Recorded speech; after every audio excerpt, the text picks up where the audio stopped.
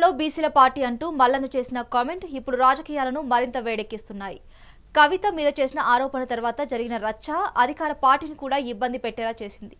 మల్లన్న మీద మంత్రి Ponnam, TPCC chief Mahesh Kumar Goud అసహనం వ్యక్తం చేశారు.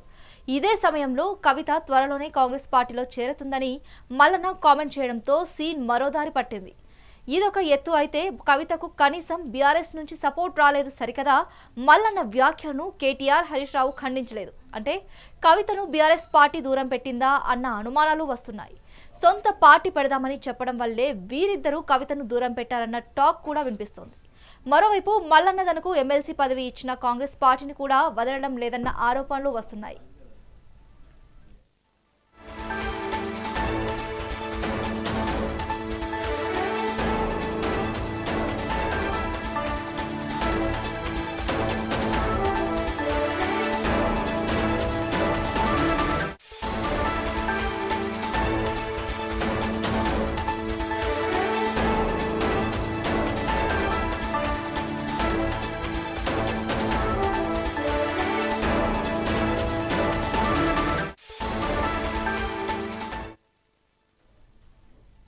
తెలంగాణలో బీసీల పార్టీ అంటూ మల్లన్న చేసిన కామెంట్ ఇప్పుడు రాజకీయాలను మరింత వేడెక్కిస్తుంది.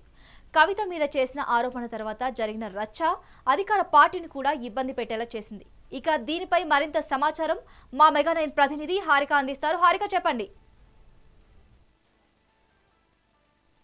మొత్తం తెలంగాణ రాష్ట్రంలోనే రాజకీయాలు వేడెక్కాయి అని చెప్పుకోవచ్చు. ఎందుకు అనంటే ఎప్పుడైతే క్యాబినెట్ నుంచి బీసీ రిజర్వేషన్ 42% ఆమోదం పొంది అలాగే ఆర్డినెన్స్ రావడంతో ఈ ప్రస్తుతం అంటే ఇటు కల్వకుంట్ల కవిత ఈవిడ చేసిన మాటలకి అంటే మేము మా పోరాటం వల్లనే ఇప్పుడు ఇదంతా సాకారం అయ్యింది, బీసీ రిజర్వేషన్ 42% రావడానికి మా పోరాటాలే కారణం అని చెప్పడంతోనే ఇదంతా రాజుకుంది అని చెప్పుకోవాలి. ఎందుకంటే ఇప్పుడు కవిత వల్ల ఇదంతా జరిగితే మరి మేమేం చేసినాం అని చెప్పేసి మల్లన్న మాట్లాడిన మాటలు అంటే తీన్మార్ మల్లన్న చేసిన వ్యాఖ్యలు మాత్రం వివాదాస్పదంగా మారాయి. ముఖ్యంగా కంచం మంచం అని మెన్షన్ చేయడంతోనే ఇదంతా ఒక రకమైన వేడి పుట్టింది అని చెప్పుకోవాలి. అయితే ఈ వివాదంలో ముఖ్యంగా అటు కవిత వర్షన్ మాత్రం డిఫరెంట్గా ఉంది. ఏంటంటే నేను తెలంగాణ ఆడబిడ్డను, నేను ఖచ్చితంగా బీసీ రిజర్వేషన్ కోసం నేను పోరాటం చేశాను కాబట్టి ఇదంతా వచ్చింది అని చెప్పడం. ఇంకో పక్క ఇప్పుడు మల్లన్న మాటల్ని వెనక్కి తీసుకోకపోతే నేను ఇంకా ఎక్కడి వరకైనా వెళ్తాను అని చెప్పేసి ఇప్పటికే కంప్లైంట్, ఒకరి మీద ఒకరు ఫిర్యాదులు చేసుకోవడం ఇవన్నీ జరుగుతున్నాయి. వీలైతే ఇప్పుడు నేషనల్ హ్యూమన్ రైట్స్కి కూడా వెళ్తాను అని చెప్పేసి అనడం. అంటే ఇప్పుడు ఇదంతా చూస్తుంటే మాత్రం మనం ఇక్కడ గమనించాల్సింది ఏంటి అంటే మల్లన్న అంటున్నారు ఏంటంటే నేను ఖచ్చితంగా ఆమెను ఉద్దేశించి అన్నాను, కానీ అది ఎక్కడ బూతు కాదు, తెలంగాణ భాషలో ఇదొక సామెత మాత్రమే అని చెప్పేసి అంటున్నారు. ఇప్పుడు తెలంగాణ సామెతల మీద అందరూ దృష్టి పడింది. ఎందుకంటే కంచం పొత్త వియ్యం పొత్త అని చెప్పేసి ఉంటుంది అని చెప్పేసి చాలామంది మాట్లాడుతున్నారు. కానీ ఇవాళ మల్లన్న తన క్యూ న్యూస్ మీద దాడి తర్వాత మళ్ళీ ఈరోజు లైవ్కి వచ్చి ఆయన మాట్లాడిన మాటల్లో అలాగే తెలుగు అకాడమీకి సంబంధించిన తెలంగాణ సామెతల బుక్ ఒకటి PDF చూపిస్తూ అందులో ఈ 2 సామెతలు ఉండడం, ఆ సామెతలకు సంబంధించి మీ నాన్న ఎవరైతే ఉన్నారో కల్వకుంట్ల చంద్రశేఖరరావు ఆయన ప్రభుత్వంలో ఉన్నప్పుడే, ఆయన సీఎంగా ఉన్నప్పుడే ఈ బుక్ను విడుదల చేశారు, పైగా ముందు మాట కూడా రాశారు అనుకుంటా, ఇంకొన్ని పదాలు కూడా వాడారు. సో ఏదేమైనా అంటే ఆయన ఎక్కడ వెనక్కి తగ్గడం లేదు. ఇటు ఒక పక్క కవిత కూడా నేనెక్కడ తగ్గేది లేదు, నిప్పు రవ్వనై మొత్తం ఎక్కడికక్కడ కాల్ చేస్తాను నిన్ను అని చెప్పేసి ఇలాంటి వార్నింగ్స్ కూడా ఇవ్వడం. అయితే ఈ దాడికి సంబంధించి మాత్రం ఇప్పటికీ విచారణ జరుగుతూ ఉంది. ఎందుకంటే గన్మెన్లు ఎవరైతే ఉన్నారో బాలకృష్ణ అండ్ శ్రీనివాస్, తీన్మార్ మల్లన్న గన్మెన్స్, వాళ్ళిద్దరి మీద ఇప్పుడు కేసు నమోదు చేశారు. మరి దానికి సంబంధించి అంటే ఆ గన్ ఫైరింగ్కి సంబంధించి విచారణ అయితే చేస్తున్నారు పోలీసులు. మరి ఎందుకు జరపాల్సి వచ్చింది అంటే వాళ్ళు ఇక్కడ ఒక పక్క కవిత ఏమంటున్నారు, ప్రజాస్వామ్యబద్ధంగానే మా కార్యకర్తలు వెళ్ళి మాట్లాడడానికి ప్రయత్నాలు చేస్తే గన్ ఫైరింగ్ చేస్తారా అని చెప్పేసి అన్నారు.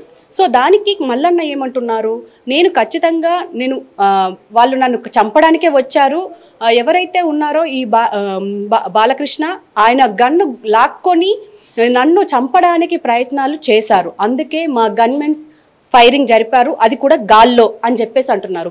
కానీ మనం విజువల్స్లో చూస్తే మాత్రం ఒక 2-3 షాట్లు గాల్లోకి ఉన్నాయి, ఇంకో గురి పెడుతున్నట్టు కూడా మనకు ఒక విజువల్ అయితే ఉంది.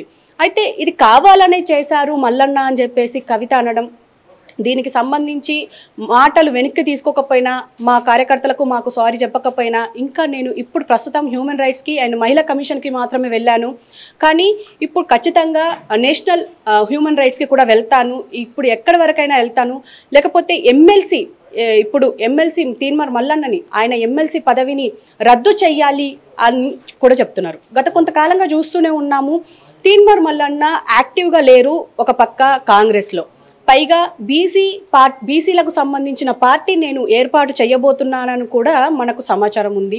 అయితే ఆ సమాచారాన్ని పట్టుకొనే ఇప్పుడు నా మీద దాడి చేశారు అని చెప్పేసి ఆయన ఆరోపిస్తున్నారు. అంటే ఇప్పుడు నీకు మా బీసీలకు ఎలాంటి సంబంధం ఉంది, అసలు మీకు మాకు ఎలాంటి సంబంధం ఉంది అని చెప్పేసి కూడా మాట్లాడుతున్నారు. కానీ దీని మీద ఇప్పుడు మేధావులు కావచ్చు, విశ్లేషకులు కావచ్చు చెప్తున్న మాటలు ఏంటంటే, బీసీల కోసమే పోరాడాలి, ఎస్సీల కోసమే పోరాడాలి అంటే అసలు నేతలు ఎవరు ఉండరు అని చెప్పేసి కూడా మాట్లాడుతున్నారు. ఎందుకంటే ఇంతకు ముందు ఎస్సీ వర్గీకరణ కోసం మందకృష్ణ మాదిగ చాలా మా పార్టీలను కలుపుకున్నారు, అలాగే చాలా కులాల వారిని కూడా కలుపుకున్నారు. అలాగని ఇప్పుడు బీసీ వర్గీకరణ కోసం, బీసీ రిజర్వేషన్ల కోసం ఓన్లీ బీసీలు మాత్రమే పోరాడాలా? లేదు కదా, ఖచ్చితంగా అన్ని కులాల వాళ్ళు, అన్ని పార్టీల వాళ్ళు పోరాడతారు. అందులో భాగంగానే కల్వకుంట్ల కవిత ఎప్పటి నుంచో అంటే తను తెలంగాణ జాగృతి అని ఏర్పాటు చేసుకున్న తర్వాత ఇప్పుడు బీసీ వర్గీకరణ కోసం, బీసీ రిజర్వేషన్ కోసం తను పోరాడుతుంది.